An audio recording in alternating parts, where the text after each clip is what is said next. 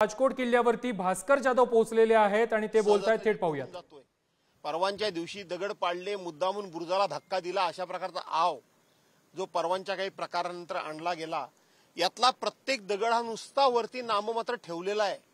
त्याला कुठेही खाचकाम केलेलं नाही, त्याला कुठेही चांगल्या प्रकारचं सिमेंट, वाळू, ही काळी वाळू वापरून त्याचं बांधकाम केलेलं नाही, तर समुद्रातली खारी वाळू वापरून त्याचं केलेलं बांधकाम दिसतंय।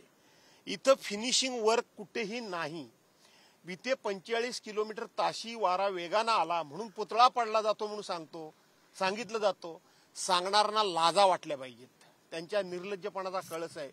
हे बाजूला देऊळ बघा, त्या देवळावर एक प्लास्टिक लावलेलं आहे, ते साधं प्लास्टिक सुद्धा फाटलेलं नाहीये, इथं फाटलेलं नाहीये। कुठला वारा आला वेगानं?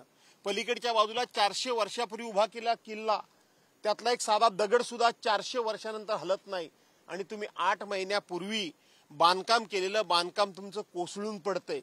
याच्यातच तुमचा भ्रष्टाचार जो ठाई तुम्ही प्रत्येकाने केलात, तो किमान छत्रपती शिवाजी महाराजांच्या पुतळ्यामध्ये करायला नको होता, तो त्यांच्या बांधकामामध्ये करायला नको होता। आजूबाजूचा जो परिसर सुशोभित केलेला आहे त्याच्यामध्ये करायला नको होता।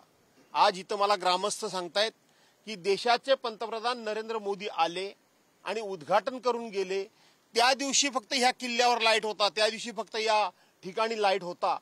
आज सगळ्यात तिथं लाईट नाही, बाहेरून अतिशय निकृष्ट दर्जाचे 4 ते 5 हॅलोजन आणून शेजारच्या घरातून लाईट जोडून तिथं आणून सोडलेले आहेत। याचा अर्थ शिवाजी महाराजांच्या श्रद्धेपायी, शिवाजी महाराजांच्यावर प्रेम होतं म्हणून, शिवाजी महाराजांबद्दल आदर होता म्हणून या ठिकाणी शिवाजी महाराजांचा पुतळा उभा केला गेलेला नाही, तर शिवाजी महाराज हे केवळ महाराष्ट्रामध्ये मतांकरता त्यांचा उपयोग करून घेण्याच्याच उद्देशानं हे काम केलेलं आहे। या कामामध्ये प्रचंड असा भ्रष्टाचार झालेला आहे। हा पुतळा पूर्णपणे आतून पोकळ होता, अनुभवी माणसाला काम दिलेलं तर नाहीच, परंतु हा बसवण्यापूर्वी ज्या काही टेस्ट कराव्या लागतात, ज्या काही तिथे तांत्रिक बाबी तपासाव्या लागतात, त्या कुठल्याही प्रकारच्या तपासल्या गेलेल्या नाहीत, ही आता स्पष्टपणे समोर बाहेर आले। महाराष्ट्र सरकार हे नेव्ही दलावर हे काम ढकलत असताना या स्टॅच्यूची ऑर्डर महाराष्ट्र सरकारनं का दिली?